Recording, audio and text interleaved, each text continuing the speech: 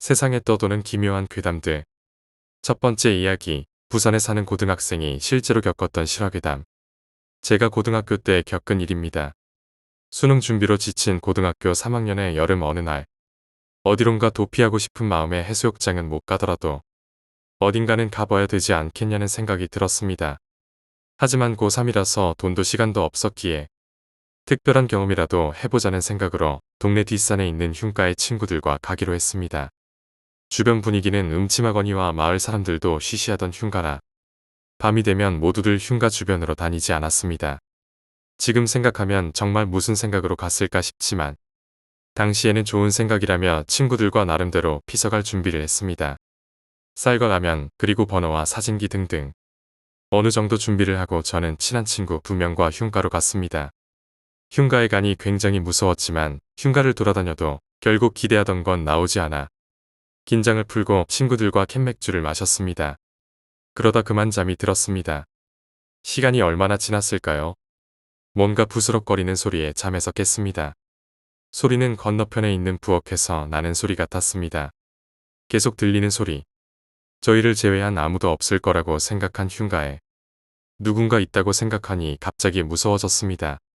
저는 자고 있는 친구들을 깨웠고 친구들 역시 들리는 소리에 잔뜩 겁을 먹었습니다.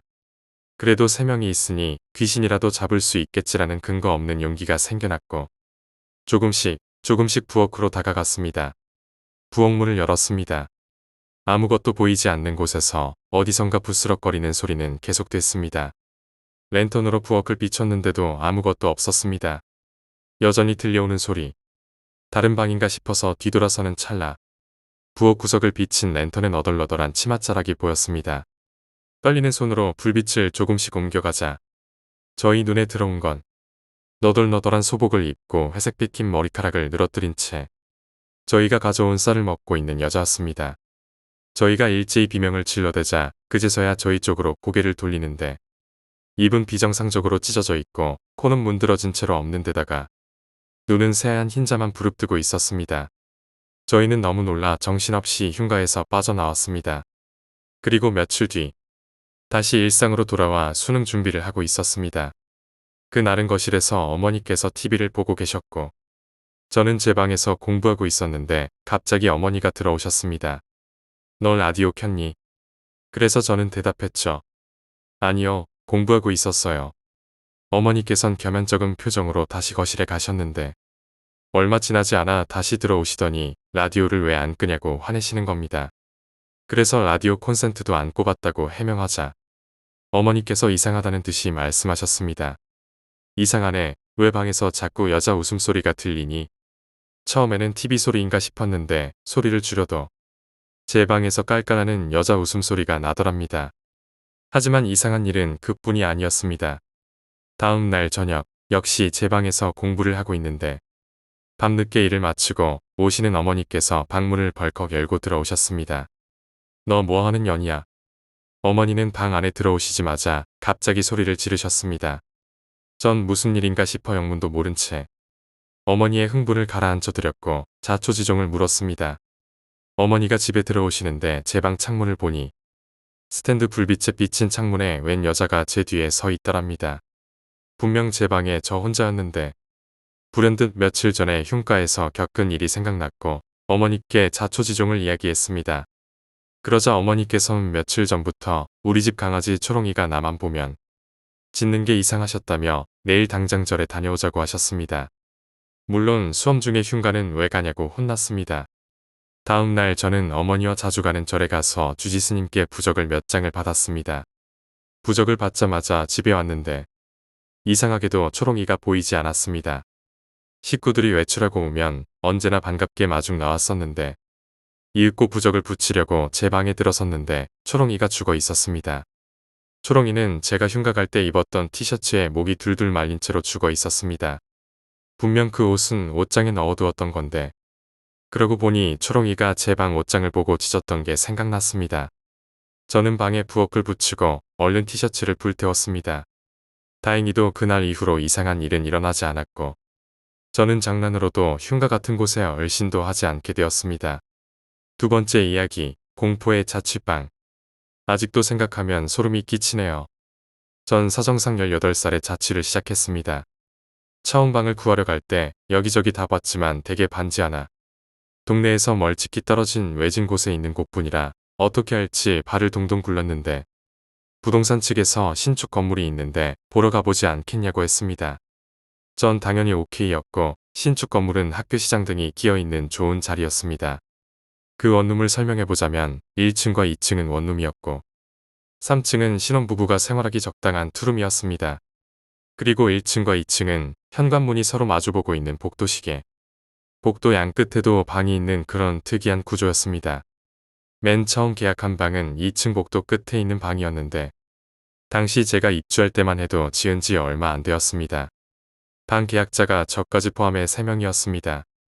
근데 다른 계약자들은 일하러 밤늦게 들어오기에 집주인께서 아직 위층은 공사가 덜 끝났는데 저녁쯤에 다 퇴근하니 저녁쯤에 그 위층 방 불만 꺼달라고 하셨고 당시 전 아직 일자리도 못 얻어서 뒹굴뒹굴 놀던 참이라 해주겠다고 했습니다. 입주 첫째 날 혼자서 3층에 올라가는데 어두컴컴하고 으스스하더라고요. 그래도 어쩔 수 없이 3층으로 올라가서 각 방마다 불을 끄고 내려가려는데 인부 한 명이 소리 소문도 없이 쓱 올라오셔서 제가 끈 불을 하나하나 켜시기 시작했습니다. 전 아직 일이 덜 끝났는데 내가 일찍 끈 건가 싶어서 제 방으로 돌아왔습니다. 다음날 공사하시던 인부분들이 아침에 들어오시는데 아무리 지켜봐도 어제 본 그 인부분은 안 보이길래 여쭤보니 어제 7시에 모두 퇴근했단 말씀만 하시더군요. 여기서 약간 낌새가 이상한 걸 알았지만 싼 가격에 넓은 신축 원룸이라 그냥 그러려니 하고 넘어갔습니다.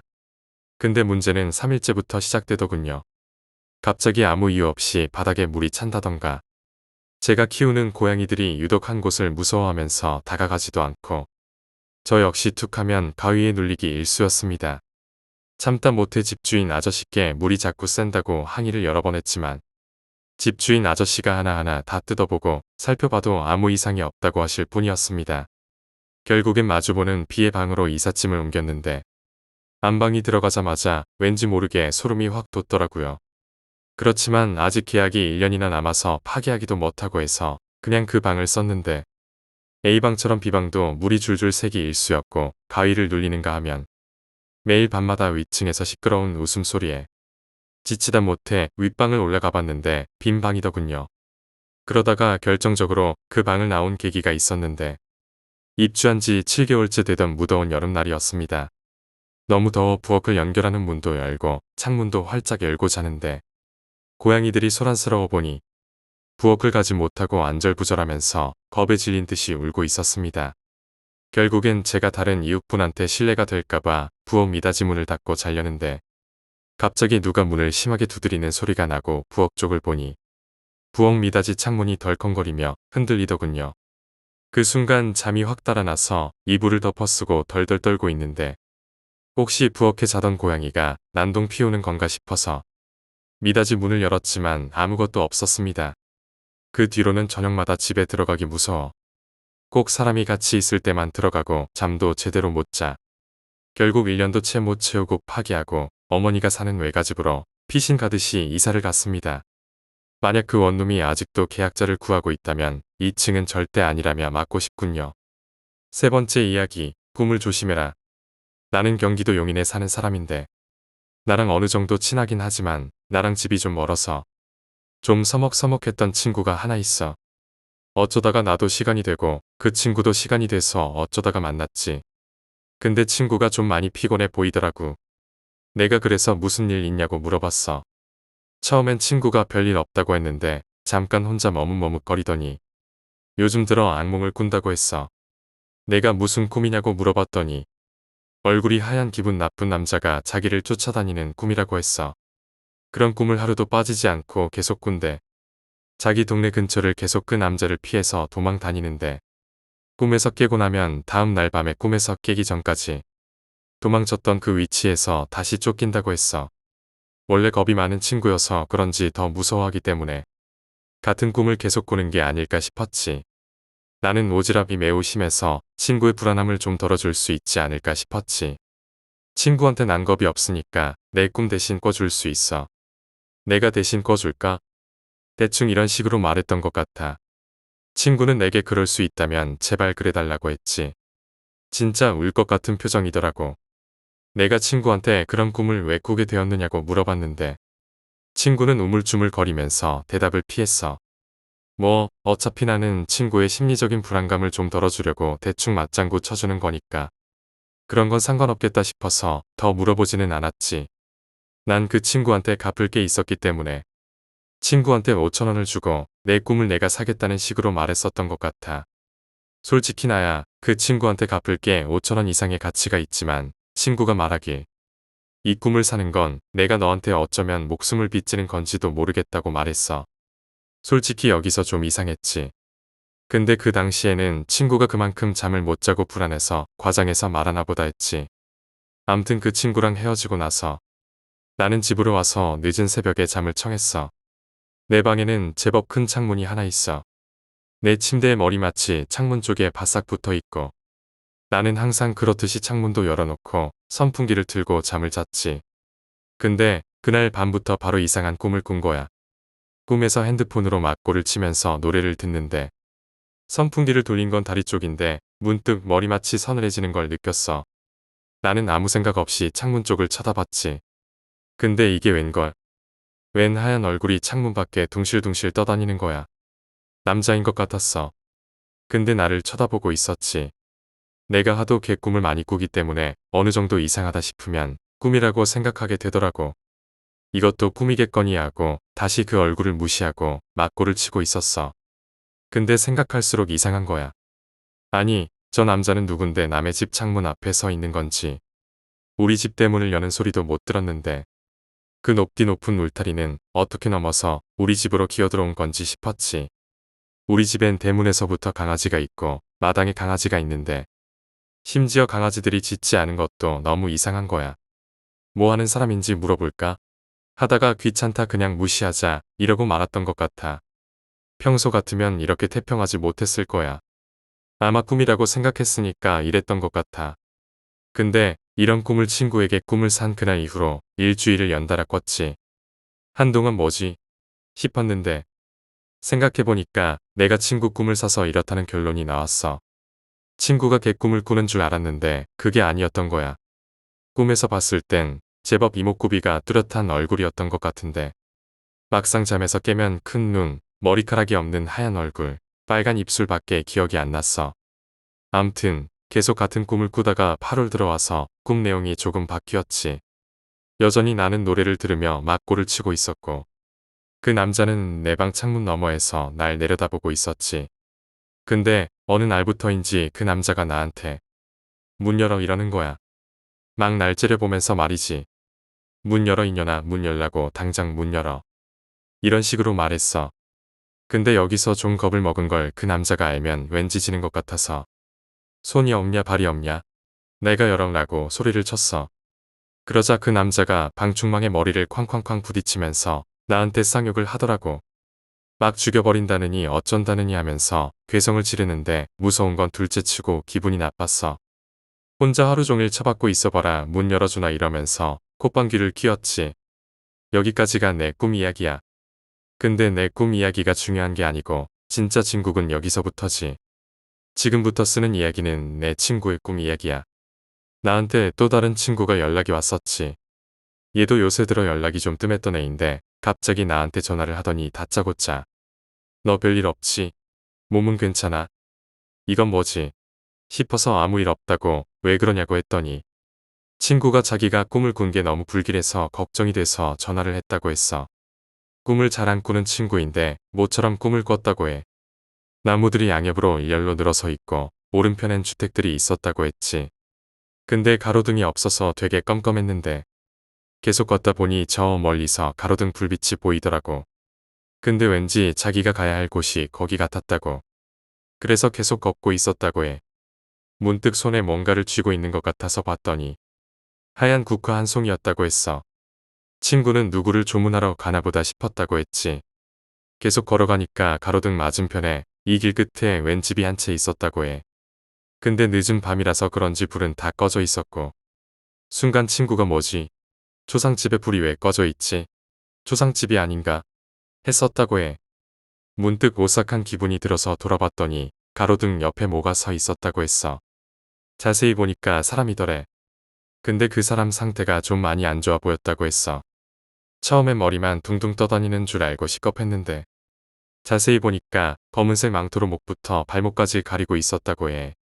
친구가 그 사람을 쳐다보니까 그 사람도 친구를 쳐다봤다고 했어. 그러더니 갑자기 팔을 들더니 어디를 가리키면서 하는 말이 저기가 내 친구 방이다. 가서 내 친구 깨워서 데리고 나와. 그 친구가 누군지 얘기를 안 해줬는데 순간 머릿속에 내 얼굴이 떠오르면서 아, 여기가 우리 집이구나 싶었다고 했어. 내 친구가 그 남자한테 누구신데 내 친구를 찾아요? 라고 물었대. 그랬더니 그 남자가 오늘 내 친구는 죽을 거야. 내가 죽일 거야 이러더래.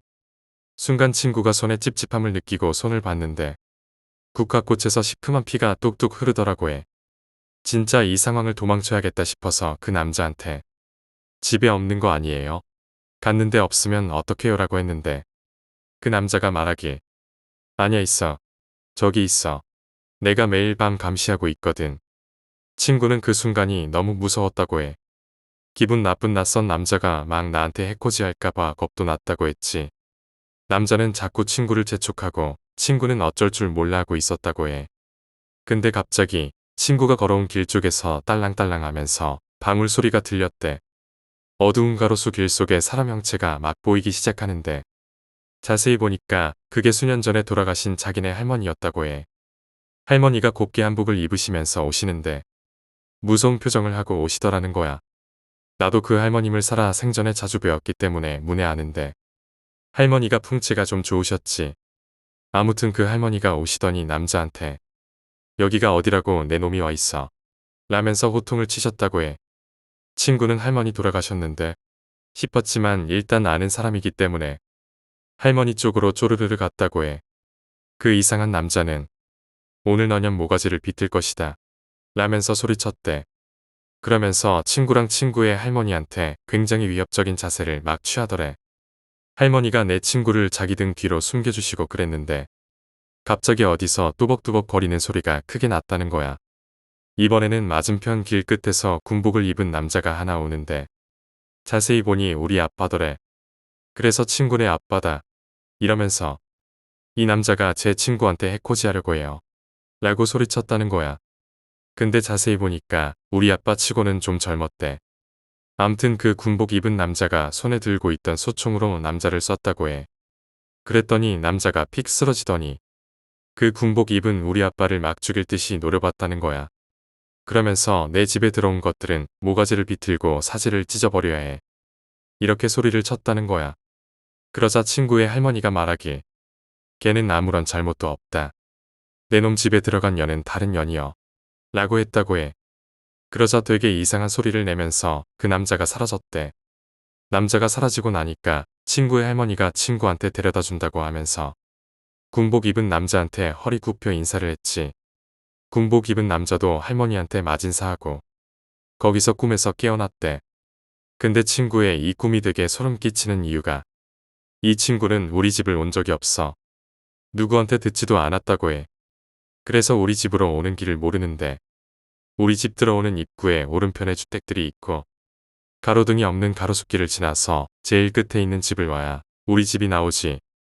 근데 친구는 그걸 꿈으로 꿨던 거야. 그리고 군복 입은 우리 아빠 말인데 사실 우리 외할아버지가 한국 전쟁 때 돌아가셨어.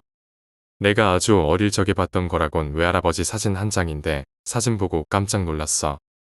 엄마의 아빠인데 우리 아빠를 아주 판박이로 빼 닮으셨지. 난 처음에 우리 아빠 젊은 시절인 줄 알았는데 나중에 그건 돌아가신 외할아버지다라고 엄마가 말해주셨어. 마지막으로 그 이상한 남자 말인데 내가 친구한테 그림으로 몽타주를 그려줄 수 없겠느냐고 했더니 잘은 기억이 안 나지만 내가 꿈에서 봤던 얼굴이랑 비슷한 이미지였어. 내가 창문 너머로 봤을 때 얼굴만 둥실둥실 떠다닌다고 했던 것은 검은색 천을 뒤집어 쓰고 있었기 때문이 아닌가 해. 그리고 친구한테 내 꿈 이야기 해주기도 전에 친구가 덧붙인 말이 있었어. 그 남자가 사람이라고 느껴지지 않았던 게 풍겨져 나오는 기분 탓도 있었겠지만 손목과 발목이 절단이 되어 있었다고 해. 한마디로 발이 없는데 공중에 둥실둥실 떠 있었던 거. 어쨌든 진짜 나처럼 꿈 함부로 사면 안 돼. 네 번째 이야기, 우리 이모는 무당이다. 저는 가위를 단 한 번도 눌려본 적이 없어요. 둘째 이모에게 사람들이 겪는 가위가 진짜 맞는지 물어봤어요. 보통 사람들이 가위를 눌렀다 귀신을 봤다 하는 대부분이 꿈을 꾸는 걸 가위를 눌린 걸로 착각한다고 해요. 인터넷과 이야기 등으로 전해져 오는 귀신의 모습. 둘째 이모가 그래도 가끔은 가위를 눌린 분이 오신다고 합니다. 말씀을 들어보면 일본에서 들어본 귀신 형상, 신체 여러 군데가 터진 형상 등등 너무 끔찍할 정도라고 해요. 이모는 저에게 절대로 가위를 눌리고 싶다라는 소리도 하지 말고 그냥 나냥 살고 귀신에 관심도 가지지 말라고 하네요. 흔히 귀신 이야기를 하면 귀신이 근처에 온다 하잖아요. 사실이라고 해요. 솔직히 누가 내 이야기를 하는데 궁금할 거 아니에요.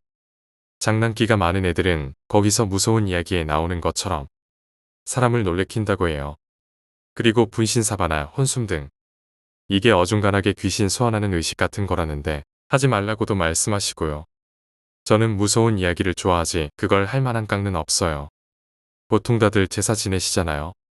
저희 가족 친척들도 모여서 제사를 지내는데 제사상에 자 지금쯤 오셨겠다 절 드리자 하고 절을 드리고 나면 이제 식사하시게 비켜드리자 하잖아요. 저희 가족은 둘째 이모가 오셨다. 왜 이제 왔어? 맨날 늦어 음식 먹었잖아. 이러시는데 진짜 이게 공포입니다. 그리고 절을 드리고 나면 외할아버지와 외할머니의 말씀을 듣습니다. 둘째 이모를 통해서 말이죠. 저에게 말씀해 주신 게 사람 조심하란 말씀이 있으셨는데 지금 생각해보면 맞는 말이더라고요. 그리고 군 입대하기 전에는 사람 많은 곳에 가서 고생할 거니까 운동하라고 했죠. 그게 군대일 줄은. 다섯 번째 이야기, 소름 끼치는 GOP. 우선 내가 근무했던 곳을 소개부터 할게. 경기도 연천에 있는 최전방 부대에서 근무했고 철책 바로 뒤에서 임무 수행하는 포를 만지는 단계였어. 우리도 GOP를 타고 페바에서 훈련하다가 다시 GOP 타고 여러 개 소대가 돌아가면서 GOP를 탔거든. 어쨌든 귀신 같은 건 믿지도 않고 겁도 없는 편인 내가 소름 돋아서 혼자서 화장실 가기도 거북했던 경험을 말해줄게. GOP에 올라가면 포진이라는 곳에서 근무를 서는데 산속에 포진을 만들어 놓고 거기서 포대기하는 근무 형식인데 거기서도 기괴한 경험을 몇 번 했어.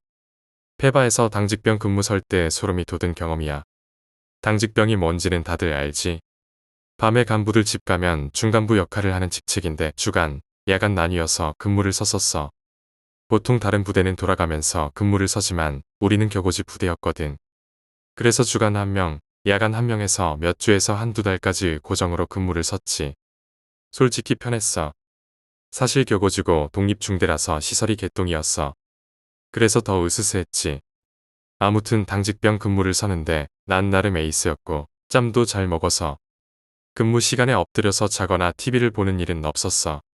근무 교대하고 탄이랑 총기 수불까지 확인한 다음에 이것저것 만들고 내일 계획서 만들고 뭐 이런 걸 했지. 당직병 책상 옆에는 CCTV 병이라고 상황 대기하고 CCTV로 외곽 근무자들 확인해주는 애들이 있어. 얘네도 불침번 마냥 돌아가면서 서는데 그 일이 있던 날은 내 아들 군번 애가 근무를 서고 있었어. 바로 옆에 책상에 앉아서 근무를 서니까 둘이 초콜릿도 까먹고 커피도 타주면서 이런저런 얘기했지. 그러다가 얘가 근무 시간 끝나갈 때쯤 지 근무 끝나고 담배 한 대 피자는 거야. 그래서 알겠다고 하고 근무 교대 다녀온 애들 총이랑 탄 확인하고 애들이 들어가는 거 보니 후번 근무자가 왔어. 이제 담배 피러 가자 했더니 아들 군번 애가 똥이 급하다고 얼른 싸고 담배 피러 가자고 했어. 그래서 알겠다고 하고 별 생각 없이 옆에 후번 근무자로 온 일병이랑 농을 나누고 있었지. 근데 5분이 지나도 얘가 안 오는 거야. 그래서 뭐야 이 새끼하고 얘를 찾으러 나왔지. 행정반을 나와서 복도로 나오니까 불침번 2명이 어슬렁거리고 있길래 불러서 내 아들 군번 봤냐고 물으면서 화장실로 향했어. 당연히 화장실에서 응가하고 있을 것 같았거든. 아니 얘가 화장실 갔다가 나한테 온대. 그래서 아무 생각 없이 화장실 문을 열었어. 불침번이랑 얘기를 하면서 말이지. 화장실 문은 나무로 되어 있고 문이 한 개밖에 없어. 그리고 문을 열면 왼쪽에는 소변기가 일자로 있고 오른쪽에는 대변칸 문이 일렬로 서 있지. 아니 생활관을 왜 가? 담배 피자고 했다니까. 하면서 문을 열었지. 근데 웬걸 오른쪽 일렬로 대변칸 문이 있는데 내 기준으로 두 번째 칸문만 닫혀있고 다 활짝 열려있더라고. 그냥 남 별 생각 없이 당연히 거기서 볼 일을 보고 있을 거라 생각하고 가까이 가서 문을 두드렸지. 그때 불침번 애는 내 뒤에서 화장실 문에 몸을 끼워놓고 문을 잡고 있었어. 그니까 내가 들어온 이후로 문이 한 번도 닫히지 않았던 거지. 똑똑 두 번 노크를 했어. 나는 남의 배변 중에 회방을 놓을 인성이 아니거든. 노크를 하고 1초에서 2초 사이에 바로 안에서 똑똑 답신을 보내더라고. 그래서 바로 뒤로 돌아서 불침번한테 갈굼을 시전했지. 야 여기 있잖아. 근무를 어떻게 서는 거냐라고 시작해서 잔소리를 하면서 둘이 같이 화장실 문을 빠져 나가서 문을 닫았어. 근데 문을 닫고 말을 마치고 고개를 돌렸는데 얘가 저 옆에 생활관에서 나와서 이쪽으로 걸어오는 거야. 뭐지? 너 왜 꺼냈냐 했더니 장구류 해지하고 왔습니다. 담배 피러 가십니까? 제가 콜라도 꺼내왔습니다 하는 거야. 그때 내 위치는 화장실 문 바로 2보 정도 앞이었고 이때는 화가 났지. 불침번이 화장실에 누가 있는지도 몰랐던 거잖아. 아들 군번이 생활관에서 나오니까 불침번 사수도 얼굴이 굳더라고. 나도 화를 누르면서 뒤로 돌아서 화장실 문을 열었지. 근데 화장실 대변기 칸이 전부 열려 있는 거야. 여기서 소름이 쭉 돋으면서 뭐지? 싶은 거지.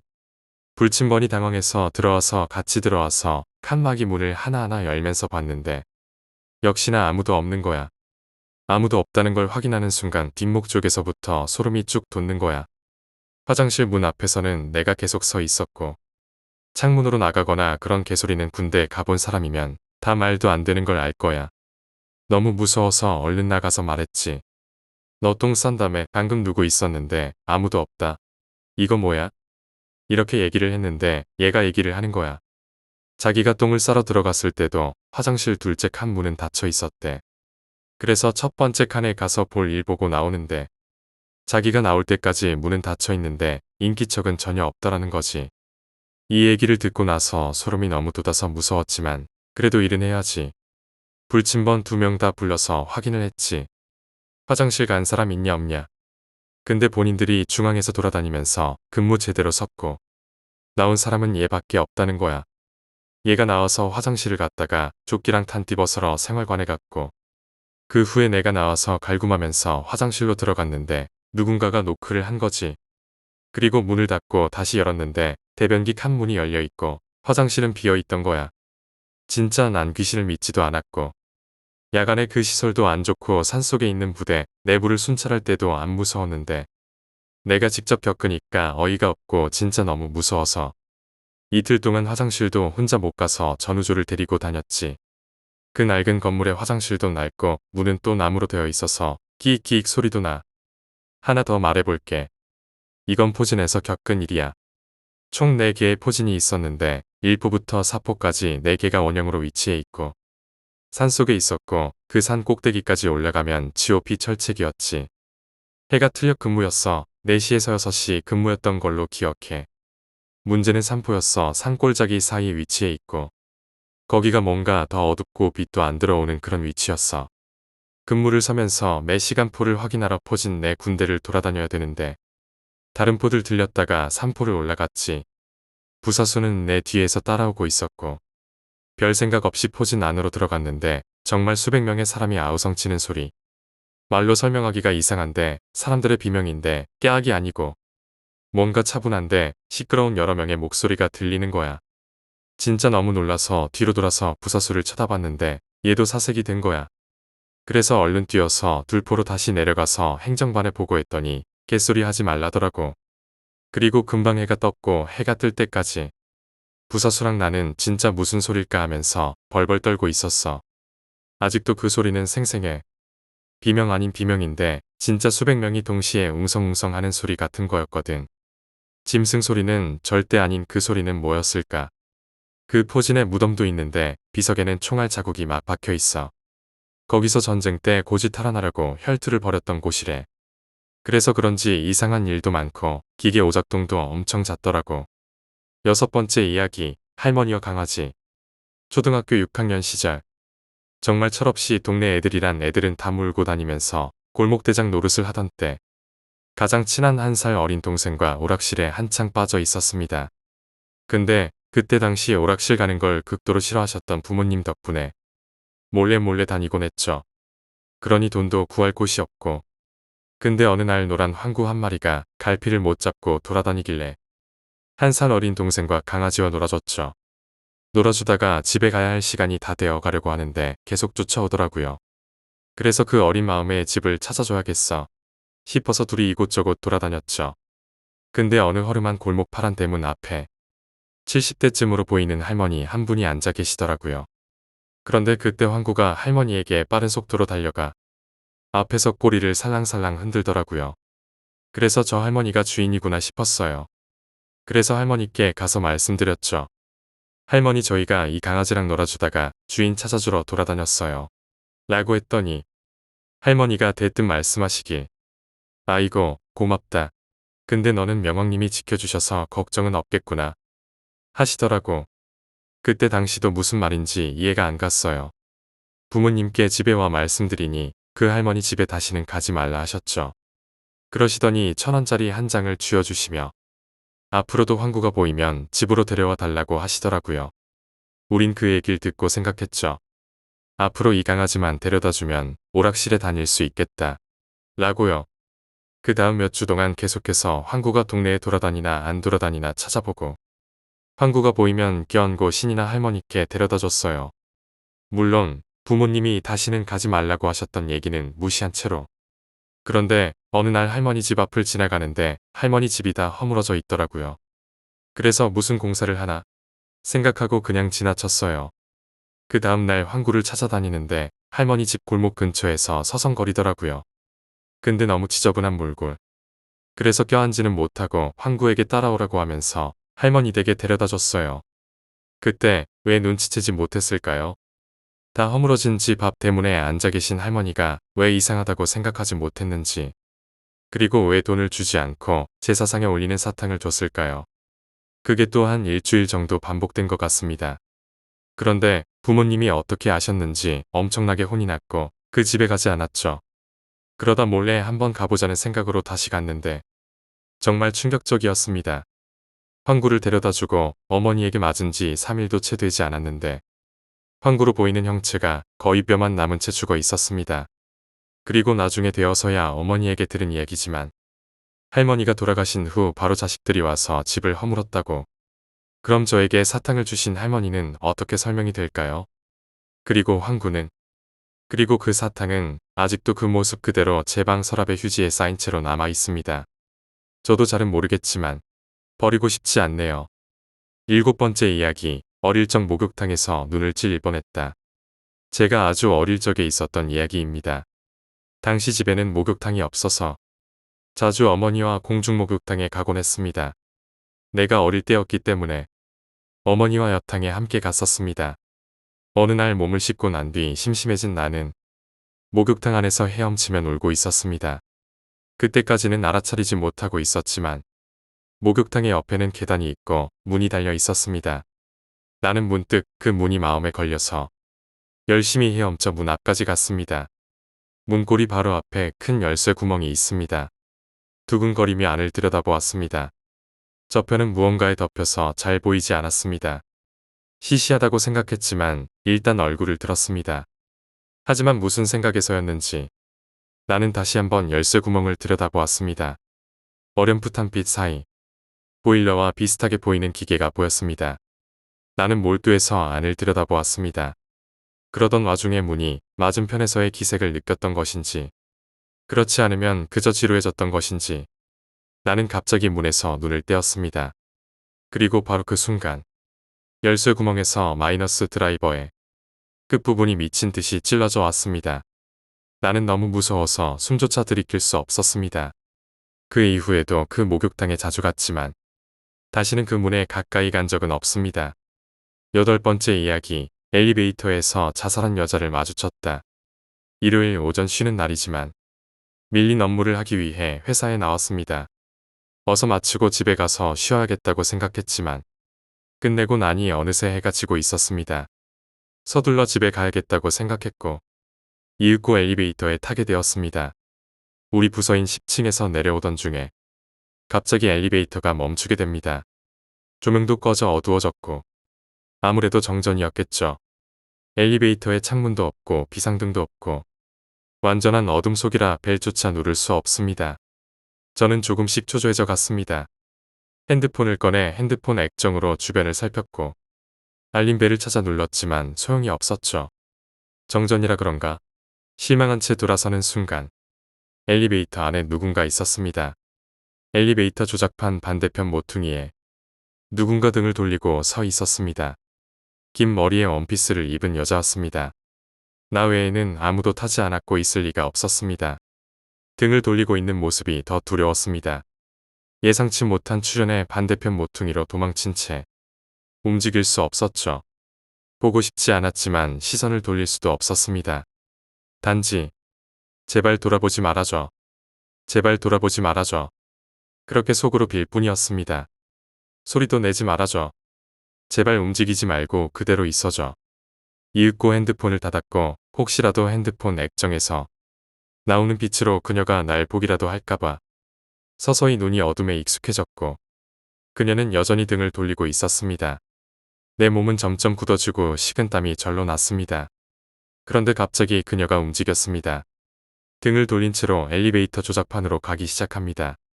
걷는 게 아니라 미끄러지듯이 소리 없이 움직였죠. 내 입에서 비명이 나올 것 같았지만 필사적으로 삼켰습니다. 이윽고 그녀는 조작판 앞에 섰고 손을 들고 꼭대기층 버튼을 눌렀습니다. 어두웠지만 그녀의 손이 상처투성이인 게 보였습니다. 그리고 천천히 고개를 돌려 나를 보더니 이렇게 말했죠. 몇 층에서 떨어질까요? 그녀의 얼굴은 산 사람의 것이 아니었습니다. 상처투성이에 두 눈은 빠지고 없었습니다. 비명을 지르는 순간 조명이 켜졌고 엘리베이터가 움직이기 시작합니다. 이윽고 경비원의 목소리가 들리게 됩니다. 잠깐 정전이었는데 지금 괜찮으신가요? 그녀는 사라지고 없었습니다. 그리고 나는 무사하게 엘리베이터에서 나올 수 있었죠. 나중에 동료들에게 이야기를 들어보니 회사 옥상에서 투신 자살한 여직원이 있었다고 합니다. 9번째 이야기, 이모가 무서워하던 손님의 정체. 이모가 어렸을 때 외갓집은 민박을 하고 있었다고 합니다. 여름이면 해수욕객들이 잔뜩 밀려 들어와서 그럭저럭 장사는 잘 되고 있었죠. 그러던 어느 날 한 남자가 하룻밤 묵게 해달라며 찾아왔습니다.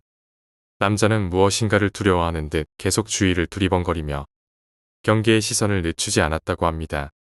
외할아버지와 외할머니는 남자에게 방을 내주고 평소처럼 아무 차이 없이 보통 손님으로 대했다고 합니다. 그런데 아직 초등학교 입학도 하지 않았던 이모가 그 남자를 흘깃 보더니 갑자기 아우성치기 시작했습니다. 울음을 멈추지 않고 소리를 지르는 이모에게 이유를 물어봤더니 그 손님이 그저 무섭다고 하는 것이었다. 손님에게 실례되는 말이다 보니 결국 이모는 다른 방으로 옮겨서 겨우 재웠다고 합니다. 그런데 다음날 이른 아침 민박집에 경찰이 찾아왔고 강도 살인으로 지명수배된 범인이 이 근처로 도망쳐 왔다는 것이었습니다. 경찰이 내민 범인의 얼굴 사진은 어제 외갓집에 왔던 그 남자였습니다. 깜짝 놀란 외할아버지는 경찰과 함께 남자의 방으로 가서 그 자리에서 남자를 체포했다고 합니다. 경찰의 말에 의하면 그 손님은 얼마 전에 한 노파를 살해하고 금품을 빼앗아 도망쳤던 범인이었다고 말했습니다. 그 이야기를 들은 외할아버지는 다시 한번 놀라고 말았고 이모가 전날 그 남자가 무섭다고 말한 이유는 다른 것이 아니었습니다. 남자의 등 뒤에 엎여있는 할머니가 무섭다는 것이었습니다. 10번째 이야기, 이상한 숙모님. 밖에 나다니는 일이 많지만 휴대전화를 가지고 계시지 않은 숙모님이 한 분 계십니다. 언제나 공중전화를 사용하시기 때문에 가게에서 100개 단위로 파는 전화카드를 사서 쓰고 계셨습니다. 주로 홍보용으로 만들어져서 광고가 뒤덮인 전화카드였지만 숙모님은 상관하지 않고 쓰시는 듯 했습니다. 맨 위쪽에 있는 카드부터 한 장씩 뽑아서 쓰고 있었는데 어느 날은 조금 이상한 전화카드가 나왔습니다. 그것은 50대의 여성이 정성스럽게 화장한 채 흰 꽃에 파묻혀 넋을 잃고 눈을 감고 있는 사진을 앞면에 찍어놓은 전화카드였습니다. 숙모님도 50대였기 때문에 같은 나이대의 여성이 그런 모습으로 누워있는 사진은 왠지 기분 나쁘게 느껴졌습니다.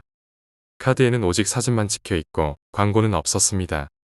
아무래도 개인이 주문 제작한 전화카드가 한 장 끼어 있었던 것 같았습니다. 이런 기분 나쁜 카드는 빨리 써버려야겠다고 생각하고 숙모님은 곧 그 전화카드를 가지고 다니기로 했습니다.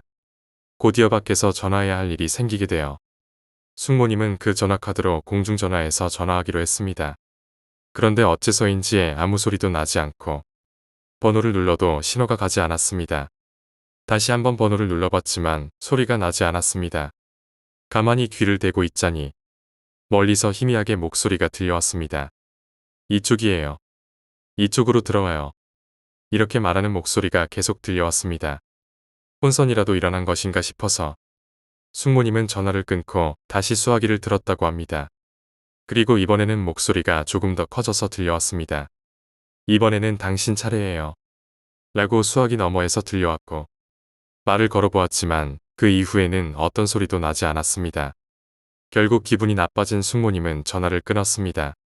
집으로 돌아와 딸에게 전화카드가 이상하다고 보여줬더니 딸은 그 전화카드를 보고 소름 끼치게 놀랐습니다. 딸은 이런 카드 쓰지 말라며 숙모님에게 잔소리를 했고 딸의 말을 듣고 그 전화카드를 자세히 봤습니다. 전화카드 사진에는 주변의 꽃은 모두 국화였고 여성의 코에는 솜이 채워져 있었다고 합니다.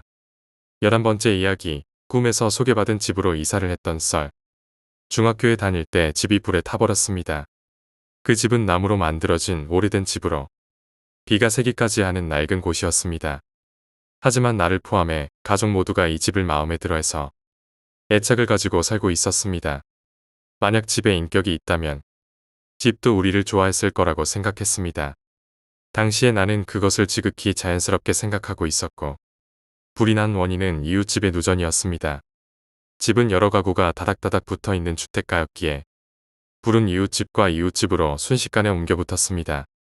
겨울철 나무로 지어졌던 우리 집은 순식간에 타들어갔고 우리는 몇 시간 만에 집을 잃었습니다. 그리고 다음 날부터 새로운 집을 찾기 위해 돌아다니는 나날이 시작됐습니다. 어느 날 나는 꿈을 꾸었고 불타버린 집에 혼자서 남아있는 꿈이었습니다. 꿈속에서 집은 옛날과 다름없는 모습이었습니다. 불이 났던 건 꿈이었나 봐. 다행이다. 나는 부엌에 서서 안도하며 말했습니다. 그렇지만 자세히 보니 방의 배치가 미묘하게 달랐고 부엌 벽이 없었고 본 적이 없는 다른 집에 이어져 있었습니다. 당황해서 천장을 올려다보고 이음매를 찾아봤지만 지극히 자연스러운 모습으로 두 집은 연결되어 있었습니다. 이 두 집은 같은 집이다. 꿈속에서 나는 그렇게 생각했고 잠에서 깨어나 가족들과 아침밥을 먹고 있었습니다. 그때 어머니가 이사 갈 만한 집이 몇 군데 있다고 형제들과 나에게 말해주셨습니다. 지금 임시로 사는 곳에서 가까우니까 각자 가본 다음 의견을 들려달라고 했습니다. 부모님은 아무래도 새로 이사 갈 집을 고르는 것이기에 결정하는 것을 어려워하고 있는 것 같았습니다. 그날은 주말이어서 학교가 쉬었기 때문에 나는 바로 그 집을 보러 갔습니다. 그리고 바로 나는 알아차렸고 본 기억이 나게 되었고 이 집은 그날 밤 꿈에서 봤던 그 집이었습니다. 시험 삼아서 부엌 천장을 올려다보니 꿈과 똑같은 벽지가 붙어 있었고 꿈에서 본 것과 너무나 똑같아서 마치 꿈속에 있는 것 같았습니다. 임시로 살고 있던 집에 돌아가니 아버지만 계셨습니다. 이런 이야기를 해도 무시할 것 같다는 생각이 들었지만 우선 이야기는 해보기로 했습니다. 어젯밤에 새집 꿈을 꿨어요. 전에 살던 집이랑 이어져 있었어요. 전에 살던 집이 여기를 소개해 준 것 같아요. 평소라면 신경도 쓰지 않았을 어린아이의 쓸데없는 말이겠지만 아버지는 그랬느냐며 되물어 주셨습니다. 내가 그런 꿈을 꿨다고 하니 그 집으로 하자꾸나. 아버지가 이렇게 말씀하셨습니다. 다른 형제들은 아직 그 집을 보지도 않았고 어머니도 없었는데 아버지는 그렇게 정해버렸습니다. 그리고 그로부터 10여 년의 시간이 지났습니다. 이제 나와 형제들은 결혼해서 집을 떠났고 부모님도 다른 집으로 이사를 하셨습니다. 그렇지만 아직도 나는 그 집이 옛날에 살던 집에게 소개받은 집이라고 믿고 있습니다. 그런 집에서 살 수 있어서 정말 행복했던 어린 시절이었다고 생각합니다. 12번째 이야기, 꿈속의 여자에게 말을 걸고 5년간 사라진 친구. 벌써 10년이 훌쩍 지난 내가 중학생이던 때의 일이었습니다. 그때 나는 언제나 같은 꿈을 꾸고 있었고 양옆이 논밭임 매우 긴 시골길을 혼자 걷고 있었습니다. 그런데 멀리 저편에서 기모노를 입은 여자가 작은 사내 아이의 손을 잡고 걸어왔습니다. 그리고 그 사람과 스쳐 지나가고 조금 더 걸어간 시점에서 잠이 깨어났습니다. 어쩐지 기분 나쁜 꿈이라기보다는 영문을 알 수 없는 꿈이었습니다. 당연히 여자도 사내 아이도 처음 보는 얼굴이었고 다음날 그 꿈 이야기를 친구에게 하게 되었습니다. 그런데 이상하게도 그 친구가 다음날부터 자신도 그런 꿈을 꾼다고 말하는 것이었습니다. 별다른 신경을 쓰지 않고 있었지만 그 이야기를 들으니 이유가 무척 궁금해졌습니다. 어째서 같은 꿈을 꾸는 것인지. 그 녀석은 중학교에 입학하고 나서 처음 만난 녀석인데 소울메이트라도 되는 걸까? 어쨌거나 무척 신기해하는데 문득 친구가 얘기했습니다. 다음에 또 그 꿈을 꾸면 내가 여자한테 말을 걸어볼게. 재미있겠다 싶어서 한번 해보라고 아무 생각 없이 부추겼습니다. 그리고 그날 밤도 그 꿈을 꾸었고 그 녀석 저 여자한테 말을 걸겠구나라고 생각했습니다. 나는 평소처럼 여자 옆을 스쳐 지나가려는 찰나였습니다. 언제나 말없이 지나가던 여자가 갑자기 입을 열었습니다. 드디어 찾았다. 라고 말했습니다. 그 순간 등골이 오싹해졌고 위험하다는 생각이 들었습니다. 잠이 깨고 나서도 친구가 걱정되었으나 친구의 전화번호도 모르고 있었기에 마음만 졸일 뿐이었습니다. 그렇게 걱정을 하다 다음 날에 학교에 가보니 아니나 다를까 그 녀석이 실종됐다는 것이었습니다. 들은 바에 따르면 한밤중에 혼자 집을 나섰다고 합니다. 물론 단순한 가출로 치부되어 버렸지만 그로부터 무려 5년이나 지난 후의 일이었습니다. 그 녀석이 말라 비틀어진 채 집으로 돌아왔습니다. 꿈속에 나왔던 여자랑 사내 아이와 시골의 작은 집에서 재미있게 놀고 있었는데 문득 정신을 차리니 집 근처의 공원에 서 있었다고 합니다. 일단 그 녀석은 지금은 건강을 회복하고 제대로 사회생활을 하고 있습니다. 하지만 사라졌던 5년간의 시간은 지금도 기억하지 못하고 있습니다. 덧붙이자면 나는 그 녀석이 사라졌던 날부터 그 꿈은 꾸지 않게 되었습니다. 결국 여자와 사내 아이의 정체도 영영 알지 못할 것 같습니다.